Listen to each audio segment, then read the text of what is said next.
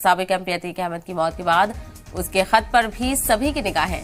दरअसल अतीक अहमद ने सीएम योगी और सुप्रीम कोर्ट को सीलबंद लिफाफे में एक खत भेजा था, जबकि पुलिस की कैद में मारे गए उसके भाई अशरफ ने भी सीएम और हाईकोर्ट के चीफ जस्टिस को एक खत लिखा था, जिसमें यूपी सरकार के किसी अफसर पर धमकाने का इल्जाम लगाया था।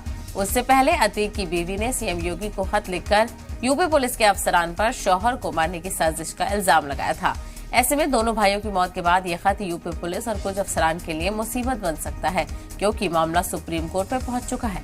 तो लगातार अशरफ और अतीक की मौत के बाद भी कई ऐसी चीजें हैं, कई ऐसे पहलू हैं जिनको लेकर लगातार सवाल सामने आ रहे हैं। और सवाल है योगी हुकूमत से, सवाल है उत्तर प्रदेश की पुलिस से। चूंकि उत्तर प्रदेश में पुलिस को लेकर कई सवाल खड़े हो रहे हैं, तो वहीं उत्तर प्रदेश की लॉ एंड ऑर्डर को लेकर भी कई तरह के सवाल खड़े हो रहे हैं।